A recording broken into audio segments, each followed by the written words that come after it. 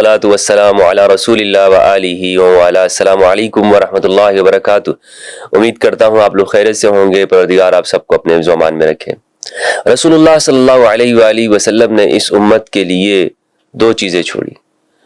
فرمایا کہ میرے صحابہ میں تم میں دو گراں قدر چیزیں چھوڑ کے جا رہا ہوں، تم کبھی گمراہ نہیں ہوں گے، ایک اللہ کی کتاب اور دوسرے میرے اہل البیت۔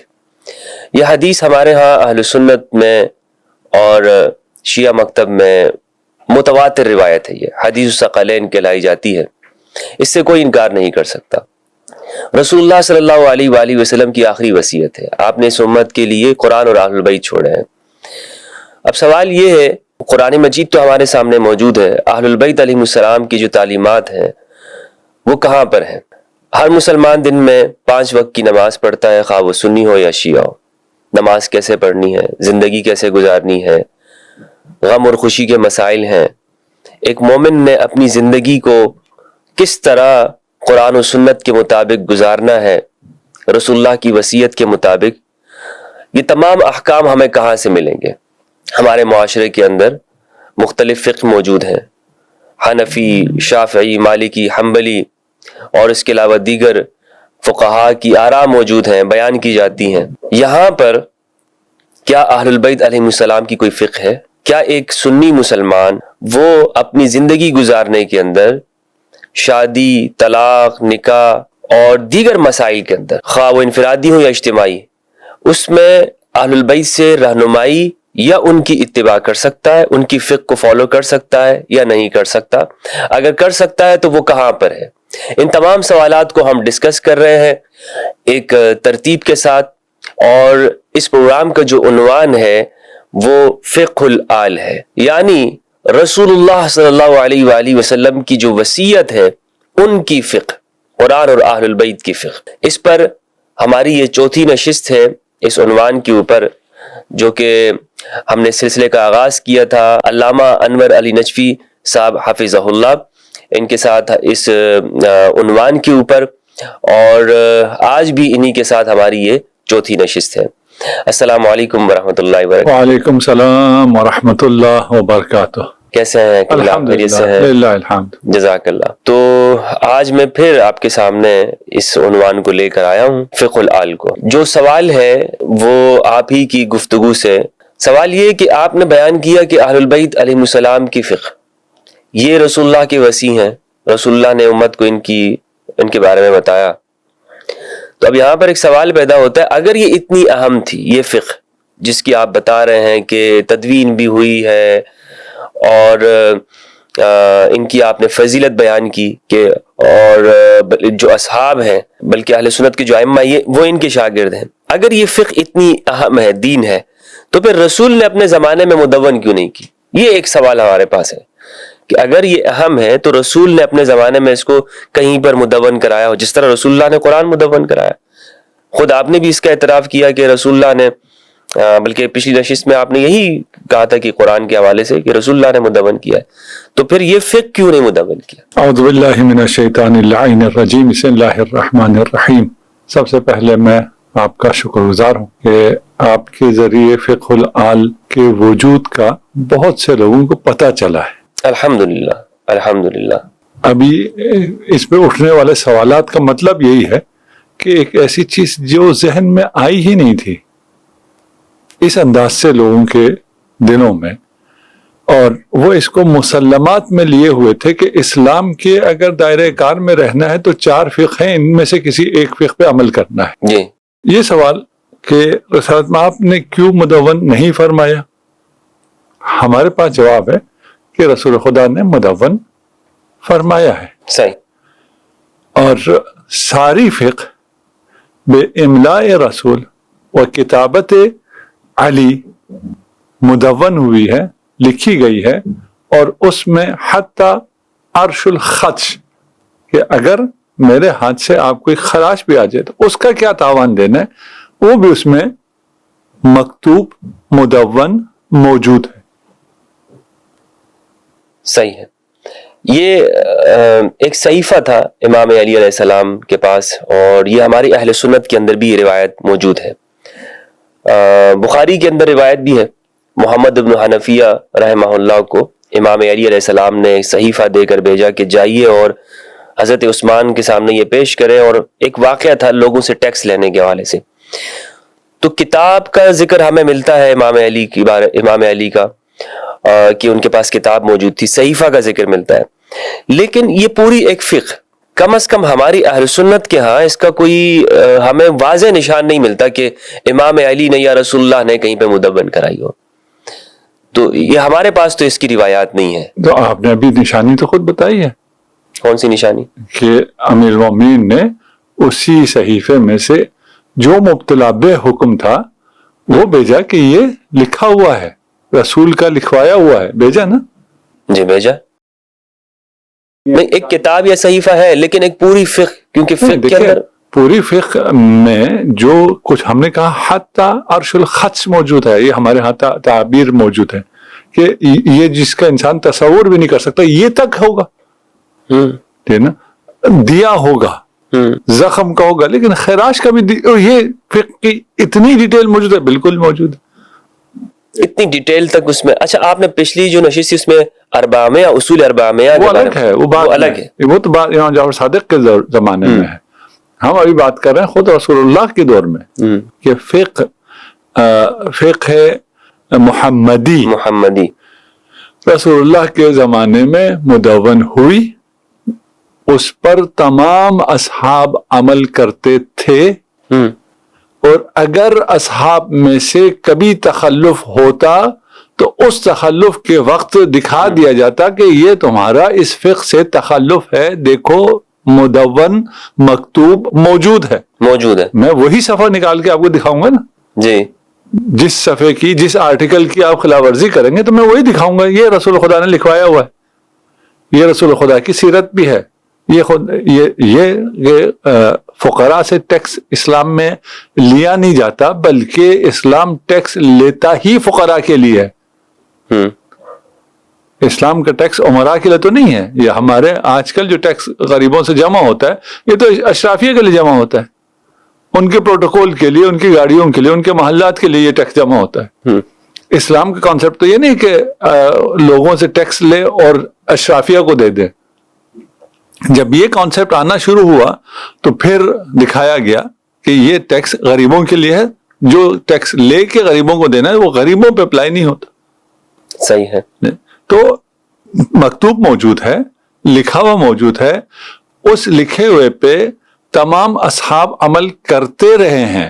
آپ حاصل کرتے ہیں، آپ کتنے 4 فقہ ہیں جی، ان 4 میں اگر آپ رہیں تو صحیح ہے.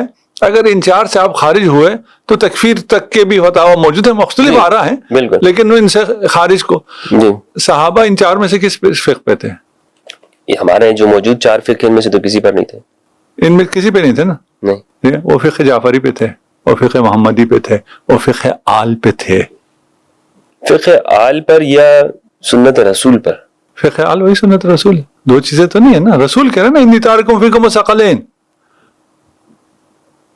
رسول جو کہہ رہے ہیں میرے بات تم نے کتاب اللہ اور عطرت تھی جی. تو رسول کے بعد جس فقہ و عطرت بیان کریں گے وہ رسول کی فقہ ہوگی یا کچھ اور ہوگی؟ رسول کی فقہ ہوگی. اسی فقہ پر زمان رسول میں جو عمل ہو رہا تھا وہ فقہ الآل ہے. زمان رسول کے بعد اصحاب نے جس پہ عمل کیا وہ فقہ الآل ہے، کیونکہ کوئی اور فقہ تھی نہیں، کسی اور فقہ کے ہونے کا سوال پیدا نہیں ہوتا تھا. تخلفات ہوئے نہیں ہوئے؟ بالکل ہوئے. اچھا، جس طرح کی نمازوں کے طریقے میں اختلاف ہے، اس سے آپ کو مراد یہ ہے تخلفات کچھ بھی ہو سکتے ہیں. خلاف ورزی جس طرح ابھی آپ نے ٹیکس کی مثال دی جی، ٹھیک ہے نا. تخلفات ہوئے نہیں ہوئے، خلاف ورزیاں ہوئی نہیں ہوئی، وہ ہوئی، ٹھیک ہے نا. جیسے لوگ کچھ واجبات پہ عمل کرتے ہیں، کچھ واجبات پہ عمل نہیں کرتے. اس کے سب قائل ہیں، کوئی عصمت صحابہ کا تو کوئی قائل نہیں ہے. نہیں، اس میں تو ہمارے ہاں بھی اہل سنت میں ہم بھی رسول کی بھی نہیں ہے. نہیں، رسول اللہ کی عصمت کے قائل نہیں، مقید قائل ہے. اکثریت کی بات کر رہا ہوں میں. مقید قائل ہے، تبلیغ دین میں عصمت ہے، اس کے علاوہ ادھر بھی عصمت نہیں ہے. نہیں، وہ خطا اجتہادی کا استعمال کرتے ہیں، خطا اجتہادی کا، کہ وہ حتی رسول کے لیے بالکل حتی رسول کے لیے تو یہ عصمت تو نہیں ہے، ٹھیک ہے نا. جب عصمت نہیں ہے تو اگر کوئی یہ کہتا ہے کہ 100% عمل کرتے تھے فقہ حال پہ، نہیں کرتے تھے، لیکن کوئی اور منبع، کوئی اور سورس نہیں تھا اصحاب کے لیے. آپ اصحاب کے پیچھے چل رہے ہیں نا، جی آپ پہ یہ فقہ اربعہ پہ عمل کرنا حرام ہے.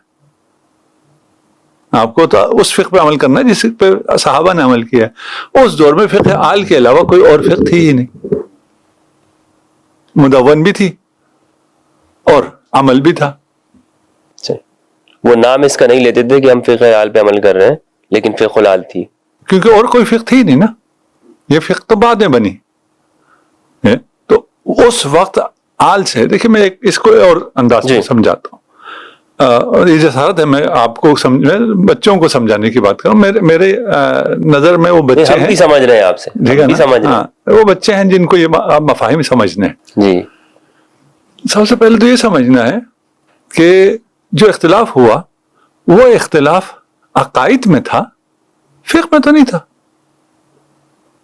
فقہ میں کیا فرق پڑتا ہے؟ جو جیسے نماز، سب ایک جیسے نماز پڑھیں، جی ایک جیسے زکوٰۃ دیں، ایک جیسے حج کریں، ایک جیسے خمس دیں. یہاں مشکل آ جاتی ہے کیونکہ خمس پھر اہل بیت، دشمنان اہل بیت کو یہ برداشت نہیں ہے.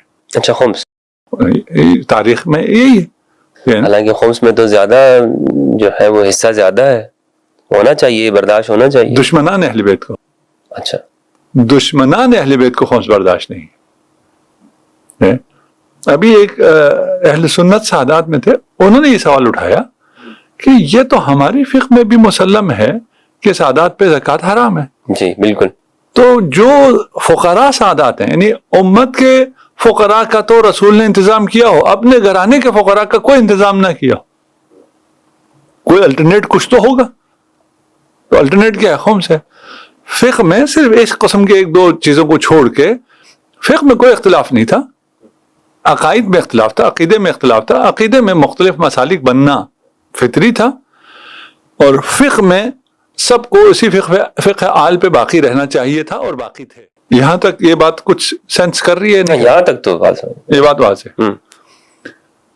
پھر کیا ضرورت پیش آئی حکمرانوں کو کہ وہ فقہ بنوائیں، امام بنوائیں. بعد میں بنو امیہ بنو عباس کے زمانے میں انہیں کی بات کر، جی جی انہیں فقہ بنانے کی ضرورت پیش آئی، امام بنوانے کی. امام فقہی امام، یہ فقہ کے امام ہیں. باقی امامت سیاسی تو ان کو حاصل نہیں ہے. نہیں سیاسی نہیں ہے، سیاسی تو وہ خود ہے، جسے میں عقائد کہہ رہا ہوں. جی جی جی. عقائد میں اختلاف ہے. اچھا عقائد بنانے کا اختیار ان کو بھی نہیں تھا؟ نہیں، عقائد میں جو امام عقائد کا امام ہے وہ تو یہ نہیں تھے نا. وہ یہ نہیں تھے. عقائد کے امام تو وہی خلفاء تھے بنی عباس کے، بنو عباس تھے، وہ تو وہی تھے. تو یہ بنانا چاہیے تھا فقہ میں. تو سب فقہ آل پہ عمل کرتے رہے، کیا فرق پڑتا ہے؟ اور فقہ آل پہ عمل کرتے رہے ہیں. میرا سوال دوبارہ یہی ہے کہ ان چار سے پہلے کون سی فقہ تھی؟ کوئی فقہ نہ ہوئی تو ممکن نہیں. صحابہ رسول خدا کے بعد کس فقہ پہ عمل کرتے تھے؟ کوئی فقہ نہ ہوئی تو ممکن نہیں ہے. کوئی نہ کوئی تو ضرور ہوگا. کوئی فقہ ہے. سارے صحابہ مجتہد ہوں اور سارے خطائیں کر رہے ہوں اور سب کو صرف خطا اجتہادی کے ثواب ملیں، یہ بھی غیر معقول بات. کوئی نہ کوئی نظام زندگی کا پاس، حرج مرج نہیں ہے نا. یعنی ایک مسجد میں نماز پڑھتے ہیں اور وہ پھر نماز بھی سب اپنے اپنے اجتہاد سے اپنے اپنے مرضی سے پڑھتے ہوں، یہ بھی نہیں ہے.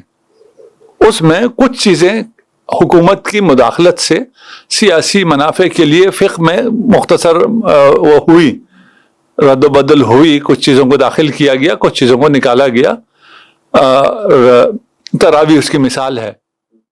تفصیل میں ہم نہیں جاتے، وہ آپ شاید اس پہ پروگرام کریں. تراویح ہمارے ہاں بھی بخاری میں روایت ہے کہ یہ بدعت حسنہ ہے. ہاں اسی کے لیے کہہ رہا ہوں نا، بدعت ہے لیکن اچھی بدعت ہے. یہ فقہ ہے، رسول کی نہیں ہے، آل کی نہیں ہے، اس میں اضافہ کیا گیا، انجینئرنگ ہوئی ہے. اب حسنہ ہو یا اس پہ بیٹھ کے ہم ہنسے،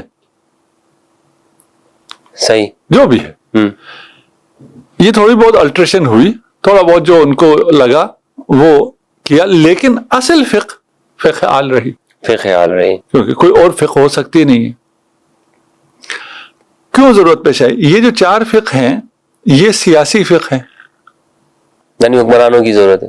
حکمرانوں نے اپنی ضرورت کے مطابق، اپنے تقاضوں کے مطابق انہیں بنوایا، انہیں امپوز کیا، انہیں مسلط کیا، ان پہ عمل کرنے کو واجب قرار دیا اور تلوار اور ڈنڈے کے زور پہ اس پہ عمل کروایا، جبکہ ان کا اس سے کوئی کام نہیں تھا۔ وہ امام ہیں، یہ جیسے مرضی ہوں، جو جیسے مرضی نماز پڑھیں، جو فقہ جیسے مرضی کریں، اس کا کوئی وہ نہیں تھا۔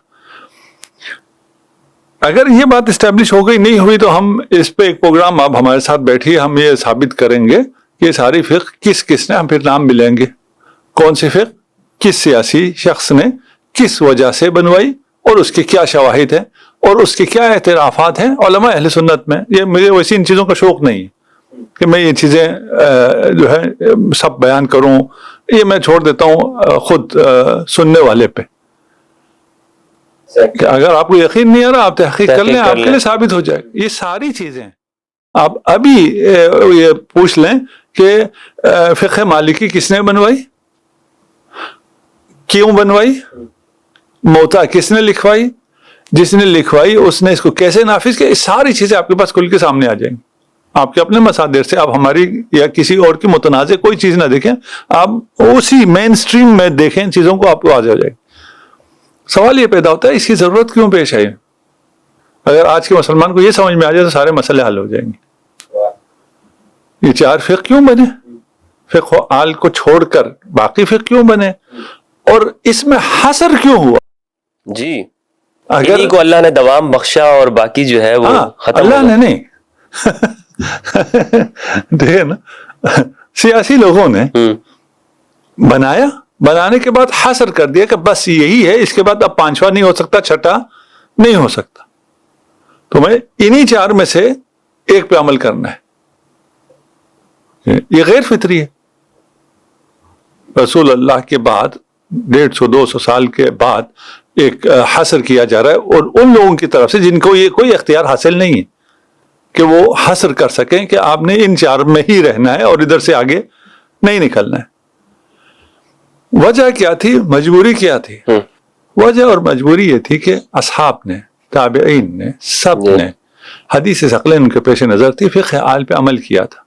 سیاسی طور پہ جبر تھا، استبداد تھا، سیاسی امام وہ جس کو بھی مانتے تھے، سیاسی خلیفہ وہ جس کو بھی مانتے تھے، فقہ کے لیے وہ اہل بیت کی طرف آتے تھے۔ جی، حتیٰ خلفاء فقہ کے لیے اہل بیت کی طرف آتے تھے، لولا علی، عوام نہیں، صحابہ نہیں، حتیٰ ان کو بھی پتا تھا، سب کو پتا تھا، سب کو معلوم تھا کہ اگر پوچھنا ہے تو کس سے پوچھنا ہے۔ ہمارے ہاں ایک صحیح روایت ہے بخاری کی کہ اقرأنا ابی و اقدانا علی۔ حضرت عمر کا اعتراف موجود ہے کہ ہم میں سب سے بڑا قاری وہ ابی ہے اور سب سے بڑے قاضی وہ علی بن ابی طالب ہے۔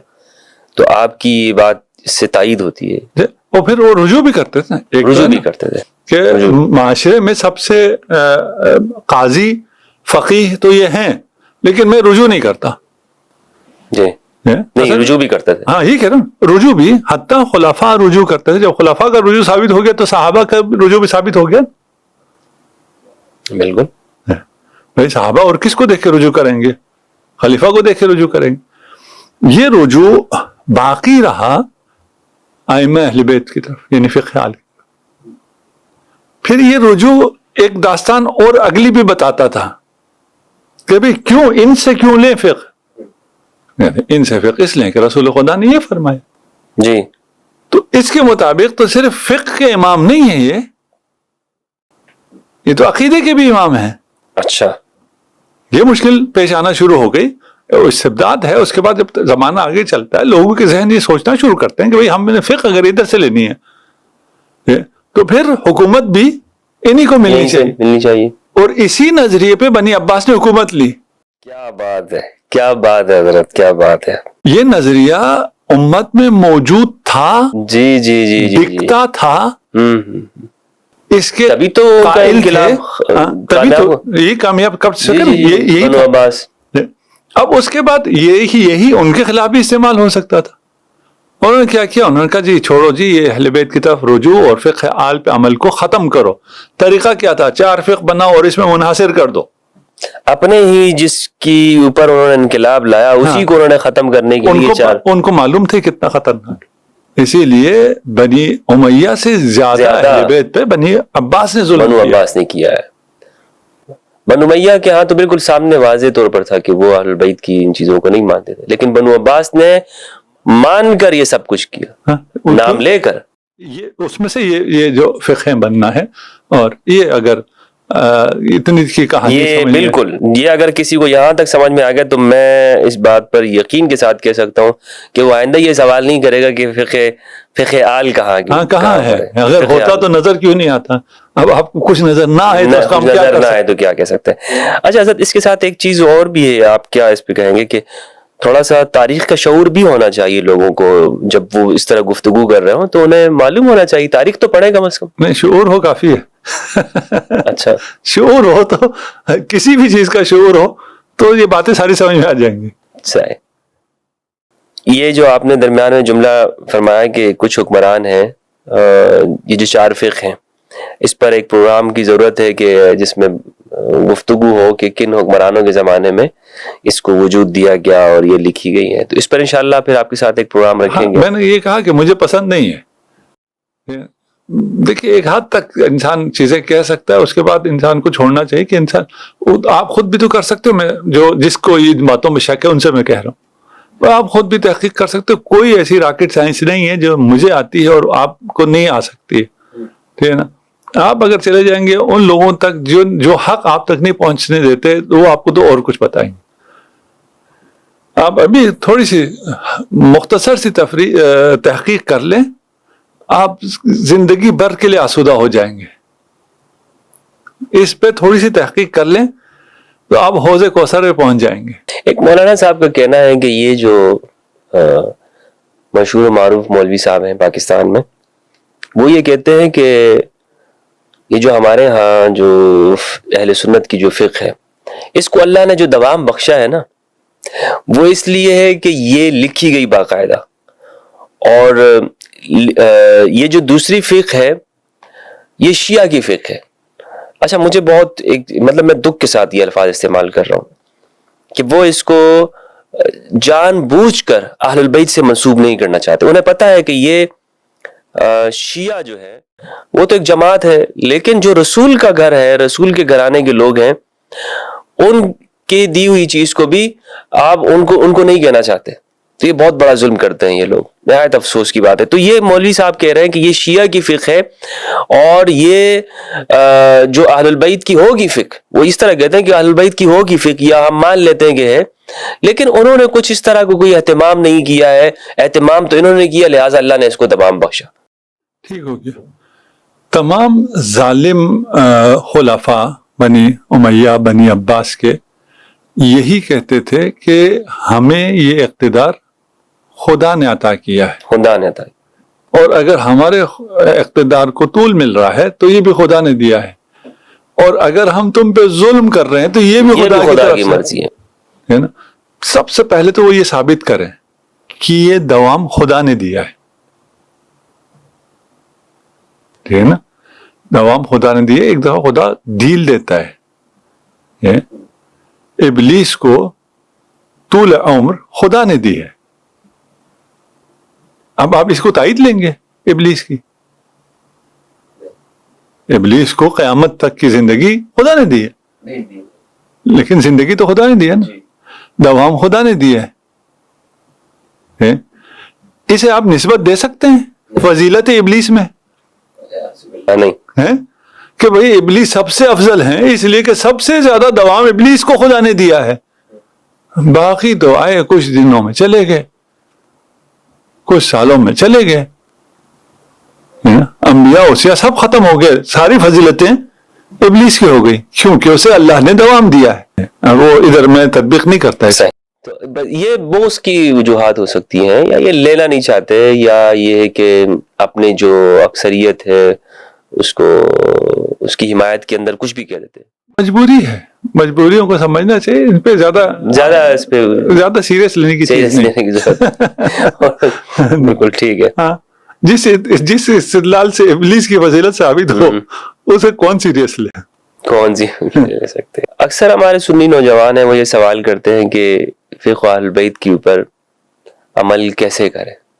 مثلا وہ یہ کہتے ہیں کہ کیا مجھے اس کے لیے باقاعدہ طور پر اس بات کا اعلان کرنا پڑے گا کہ میں آج سے شیعہ ہوں تب میں اس فقہ کے اوپر عمل کروں گا، یا میں ایک سنی رہ کر، یعنی سنی سے مراد یہ ہے کہ فار ایگزامپل میں یہی حنفی یا مالکی یا شافی حنبلی رہ کر بھی کیا میں فقہ اہل پہ عمل کر سکتا ہوں؟ نہیں، یہ تو نہیں ہوا نا کہ میں فقہ آل پہ عمل کیے بغیر بھی فقہ آل پہ عمل کر سکتا ہوں. یہ سوال یہ ہو گیا.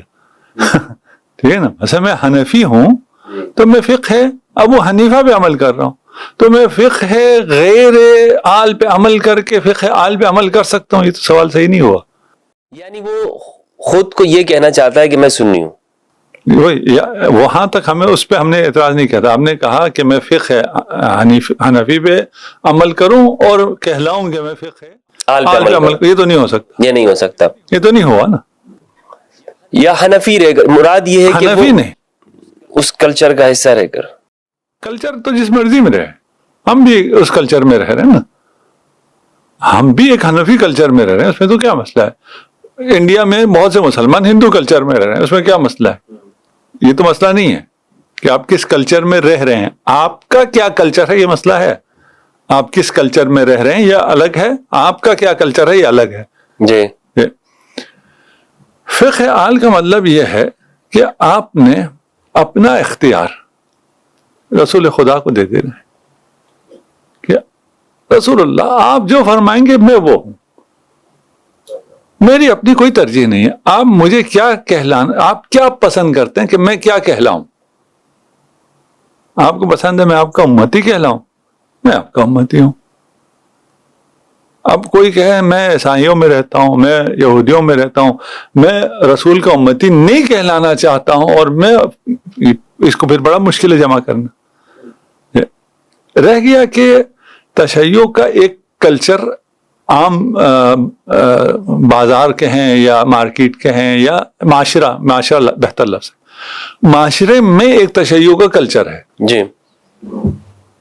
اس کلچر کو اپنانا ضروری ہے؟ نہیں، کوئی ضروری نہیں. اس کلچر میں بھی کچھ چیزیں فقہ آل کے خلاف ہیں. آپ کہیں کہ میں اس کلچر کو اپناؤں جو فقہ آل کے خلاف ہے تو میں فقہ آل پہ عمل کروں گا. جیسے میں نے فقہ حنفیہ کے بارے میں کہا تھا، اسی طرح میں اس کلچر کو بھی کہوں گا کہ یہ شیعہ کلچر جو فقہ آل کے خلاف ہے، اسے اپنا کے آپ فقہ آل پہ عمل نہیں کر سکتے. اگر آپ کو وحشت اس قسم کے کسی کلچر سے ہے جو فقہ آل سے دور ہے، لیکن جو کلچر فقہ آل کا ہے اسے تو اپنانا پڑے گا. اسے اپنائے بغیر آپ فقہ آل پہ عمل نہیں کر سکتے. مختصر یہ ہے کہ کنڈیشن نہیں ہونی چاہیے. جہاں اہل بیت کا معاملہ ہو. ہاں، اہل بیت کا معاملہ اہل بیت نہیں ہے، یہ بندگی کا معاملہ ہے. اہل بیت کی اپنی کوئی بات نہیں ہے. اہل بیت صرف میڈیم ہے، خدا کی شریعت آپ تک پہنچانے کا ذریعہ ہے. ان کا اپنا کوئی اس میں نہ رائے ہے، وہ اصحاب رائے نہیں تھے. وہ فقہ ابو حنیفہ اور فقہ امام جعفر صادق ہے. فقہ آل میں فرق یہ ہے، یہاں کوئی مجتہد نہیں ہے، اپنی رائے کوئی نہیں دیتا ہے، یہاں یہ اپنی رائے دیتے ہیں.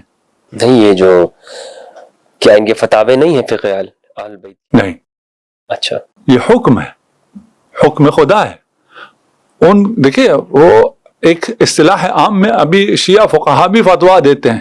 جی. ٹھیک ہے نا، یہ اصطلاح ہے، لیکن شیعہ فقہا کی رائے نہیں ہے. چرا شیعہ فقہا ائمہ اہل بیت کی بھی رائے، یعنی قرآن اور حدیث سے، اس حکم خداوندی سے ہٹ کر ان کی اپنی کوئی رائے نہیں. اچھا، ان کی رائے حکم خداوندی ہے. یہ علم خدا کے مطابق ہے، یہ علم رسول خدا کے مطابق ہے. جو رسول خدا نے لکھ دیا امیر المومنین کو یہ وہی بیان کرتے ہیں. ان کی اپنی کوئی رائے نہیں ہے. ابو حنیفہ کی اپنی رائے ہے، اس کی اپنی سمجھ ہے، اس کی اپنی رائے ہے، اس کا اپنا اجتہاد ہے. یہاں نہ رائے ہے نہ اجتہاد ہے، یہاں یہ عبد محض عبد صالح ہیں. پس فقہ آل پہ عمل کرنے کا مطلب عبودیت ہے، بندگی ہے اللہ کی. بندگی میں پھر بندہ کنڈیشن نہیں لگاتا، میں آپ کی بندگی تو چاہتا ہوں لیکن میں سر بھی کہلانا چاہتا ہوں. جی جی جی. تجھے بندہ کہلانا پڑے گا. بندہ کہنا پڑے گا. اچھا میرا اگلا سوال آپ سے یہی تھا کہ فقہ آل کی خصوصیت اور انفرادیت کیا ہے، جس کا آپ نے جواب دے دیا کہ یہ بندگی خدا ہے. نہیں، میں یہ جواب نہیں دوں گا. اچھا یہ جواب نہیں ہاں، دیں گے. خصوصیت اور انفرادیت وہاں ہوتی ہے جہاں اس کے مقابل میں کوئی اور ہو. 2 فقہ 3 فقہ ہوں تو ایک فقہ کی خصوصیت ہوتی ہے، اس کی انفرادیت ہوتی ہے.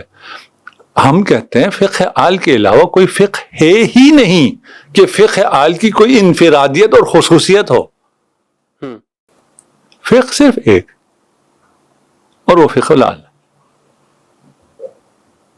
نہ کوئی انفرادیت نہ کوئی خصوصیت اس معنی میں کہ ہم اس کو کمپیئر کریں کسی اور کے ساتھ. کیونکہ یہ رسول کی دی ہوئی ہے. ہاں یہی فقہ ہے نا، یہی فقہ ہے، اس کا حکم ہے. یہ وہی حکم خداوندی، وہی شریعت ہے، اس میں اور کچھ بھی نہیں. جب ہم نے کہا کہ خود امام جعفر صادق کی بھی کوئی رائے نہیں ہے اور ہو بھی تو اس میں فرض محال کہہ رہا ہوں، معصوم ہے، کوئی رائے ان کی رائے خدا کے خلاف نہیں ہو سکتی ہے. یہ ہمارا ایمان ہے.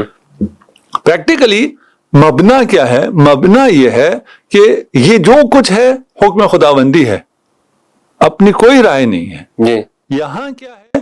یہاں ان کی اپنی رائے ہے، آرا ہے، قیاس ہے، استحسان ہے، مصالح مرسلہ ہے. کیوں ہے؟ اس لیے کہتے ہیں جو ہمیں کتاب و سنت میں نہ ملے اسے ہم کیا کریں گے. یہاں یہ سوال ہی نہیں ہے. اچھا یہاں یہ ہے ہی نہیں. نہیں ہو سکتا کہ کتاب و سنت میں حکم نہ ہو اور ہم پریشان ہوں کہ اب ہم کیا کریں گے. ہم اجتہاد کریں گے یا ہم صحیح کریں گے یا ہم غلط کریں گے، دونوں صورت میں ہم ثواب حاصل کریں گے. ایسی باتیں ادھر نہیں ہیں. اس لیے کوئی قیاس ہی نہیں ہے، یعنی مقایسہ نہیں ہے، کوئی کمپیریزن نہیں ہے کہ جس کی وجہ سے ہم کہیں کہ خصائص اور انفرادیت فقہ آل کی کیا ہے. ایک ہی فقہ ہے، باقی تو فقہ ہی نہیں. تو یہ آپ نے جو کہا کہ اس میں قیاس نہیں ہے فقہ آل کے اندر، تو بعد میں جو شیعہ فقہا ہے وہ تو یہی قیاس تو کرتے ہیں. نہیں، کوئی شیعہ فقیہ قیاس نہیں کرتا. قیاس جو نئے جدید دور کے جو مسائل ہیں، کیا اس کے احکام تو پچھلی فقہ میں تو بیان نہیں ہوں گے؟ نہیں، کوئی ایسا نہیں ہے. نئے دور میں کوئی ایسی چیز نہیں ہے جس کا حکم بیان نہ ہوا. حکم 2 طرح سے بیان ہوتا ہے، ایک کلیات سے بیان ہوتا ہے، ایک جزیات سے بیان ہوتا ہے. کوئی ایسی چیز نہیں ہے. یہ دیکھیں، یہ شریعت کسی ایسے نے بنائی ہو جس کو پتہ نہ ہو آئندہ کیا ہونے والا ہے، اس کے بارے میں تو آپ کہہ سکتے ہیں. پاکستان قانون اگر سن 65 میں بنا ہے تو ان کو تو پتہ ہی نہیں تھا کہ 2005 میں کوئی اے آئی بھی آ جائے گی، 2025 میں کوئی اے آئی کا وہ آ جائے گا. اس کی تو کوئی قوانین ہی نہیں ہے، نہ سوشل میڈیا کے کوئی قوانین ہے، کیونکہ ان کو تو بیچاروں کو پتہ ہی کوئی نہیں تھا. شریعت کے بارے میں تو ایسا نہیں ہے کہ آئندہ کوئی ایسی چیزیں آ جائیں گی جس کا خدا کو علم نہیں تھا، اس لیے خدا نے اس کا حکم نازل نہیں کیا. خدا نے ہر چیز کا حکم نازل کیا ہے عمومات کی شکل میں. ایسے عمومات جو ان تمام مسائل مستحدثہ کو شامل ہو سکتے ہوں ہمارے پاس موجود ہیں. دعویٰ نہیں ہے، یہ موجود ہیں، عملاً ہو رہا ہے. ہمارا کوئی فقیہ قیاس نہیں کرتا. قیاس کرنا حرام ہے ہمارے نزدیک. اچھا، حرام ہے؟ حرام ہے قیاس. اول من قاس شیطان. قیاس شیطان کی سنت. اگر قیاس آ گیا تو سب سے پہلے قیاس کرنے والا شیطان ہے. پھر امام فرماتے ہیں اگر قیاس دین میں آ گیا تو دین ختم ہو جاتا ہے، مٹ جاتا ہے، فقہ باقی رہتی ہی نہیں ہے. قیاس ہمارے پاس قیاس، پھر تو آپ کی بات صحیح ہے، آپ تو کہہ رہے ہیں نا مقایسہ کریں جی، تو آپ تو یہ سمجھ رہے ہیں نا ہم بھی قیاس کرتے ہیں وہ بھی قیاس کرتے ہیں، پھر تو مقایسہ بنے گا. یہی اس طرح ہی ہمارا مقایسہ اس لیے نہیں بنے گا کہ ہم کوئی قیاس نہیں کرتے، ہم کوئی اجتہاد نہیں کرتے، ہم کوئی رائے قائم نہیں کرتے. ہم تعبد محض ہیں اور اس ایمان کے ساتھ کہ سب کچھ ہے، بیان ہوا ہے اور موجود ہے. فقہ آل موجود ہے جس میں تمام چیزیں بیان ہوئی ہیں، تمام کلیات موجود ہیں. ہم مستغنی ہیں قیاس اور ان چیزوں سے، اجتہاد سے. اجتہاد کو معنی جو اہل سنت میں ہے، اجتہاد کے معنی اور 2 معنی ہیں مختلف معنی میں. ہم مجتہد کہتے ہیں اور ہمارا مجتہد نص کی خدمت میں ہوتا ہے، نص کو سمجھنے کے لیے، قرآن و حدیث کو سمجھنے کے لیے اپنی زندگی لگانے والا مجتہد ہے. یہاں نص نہ ہونے کی صورت میں اپنی رائے قائم کرنے والا یا نص کے مقابل میں اپنی رائے قائم کرنے والا مجتہد ہے. نہیں، ہم مقابل میں نہیں، مقابل میں متفق نہیں ہیں، اسی طرح ہیں. नस के अली का कातिल जी मुज्तहिद है, खता इज्तिहादी है कायल या नहीं है आपके यहाँ? बाज अफराद हैं ऐसे। हम सब की बात नहीं कर रहे हैं, तो कह रहे हैं हम, ये हमारे सिर्फ हम ये कह रहे हैं कि ये नजरियात मौजूद हैं, इधर हो सकता ही नहीं है। यहाँ ये नजरियात इधर हो सकते ही नहीं है, इधर ये नजरियात मौजूद हैं, उनके फिर दर्जात हैं। कोई इस दर्जे तक इज्तिहाद को लाता है, कोई उस दर्जे तक ले आता है, कोई नस के मुकाबिल में लाता है, कोई नस के फुकदान नस में लाता है। फुकदान नस में इज्तिहाद सबके यहाँ है, नस के मुकाबिल में भी इज्तिहाद सबके यहाँ है, माने या ना माने। अमीरुल मोमिनीन खलीफा वक्त है, खलीफा वक्त और खलीफा राशिद के खिलाफ आने को हराम समझते हैं, लेकिन आने वालों को कोई भी बहुत अच्छे अल्फाज में रज़ियल्लाह हैं सारे, क्यों? इसलिए कि वो मुज्तहिद हैं, खता इज्तिहादी है। ये खता इज्तिहादी नस के मुकाबले में नहीं। अम्मार का कातिल हदीस है कि कातिल अम्मार व सालिबुहु फिन्नार, अम्मार का कातिल और उसका माल लेने जाए। ये हदीस में नस में है जी, नस लेकिन है। इसके कातिल जब इज्तिहादी गलती करें तो फिर जन्नत में भी है। जी जी, तो ये इज्तिहाद मुकाबिले नस है या नहीं है? बिल्कुल, ये तो मुकाबिले नस है। इज्तिहाद अमलन अगर आप देखें तो यहाँ इज्तिहाद मुकाबिले नस है, ठीक है ना। हमारे यहाँ इज्तिहाद दर खिदमत नस है, ज़मीन आसमान का फर्क। और ये बहुत बड़ा मौजिज़ा है हक्कानियत फ़िक़्ह आल पर, ये इससे बड़ी दलील नहीं है कि ये वो कामिल शरीयत है। अल-यौम अकमलतु लकुम दीनकुम, दीन कामिल हुआ है। वो कामिल दीन कहाँ है? मुझे तो अपनी अक्ल इस्तेमाल करनी पड़ रही है, मुझे तो अपना कयास डालना पड़ रहा है, मुझे तो अपना इज्तिहाद डालना पड़ रहा है। कहाँ है कामिल दीन? होना चाहिए फ़िक़्ह आल है, कामिल है, कोई जरूरत नहीं है इज्तिहाद की, कोई जरूरत नहीं है कयास की, कोई जरूरत नहीं है मसालिह मुरसला की। जो इन इस्तिलाहात को जानते हैं उनके लिए बहुत आसान है, जो नहीं जानते थोड़ा सा सर्च कर लें, देखें क्या बलाएं होती हैं, तो समझ में आ जाएगी। बहुत बहुत शुक्रिया आपका, आपने इंतहाई अहम गुफ्तगू की फ़िक़्हुल आल के हवाले से। दोस्तों, ये थे हमारे साथ अल्लामा अनवर अली नजफी साहब, जो कि हम गुफ्तगू कर रहे थे। आप ही के सवालात को हमने पेश किया अल्लामा साहब के सामने, बहुत ही एक तरतीब के साथ इन्होंने जवाबात दिए। इस दुआ के साथ आपसे इजाज़त चाहता हूँ कि आप जहाँ भी रहें खुश रहें, अल्लाह की अमान में रहें, और परदिगार हम सबको कुरान मजीद में तदब्बुर करने और अहल बैत की मारिफत अता फरमाए। अस्सलामु अलैकुम व रहमतुल्लाहि व बरकातहू।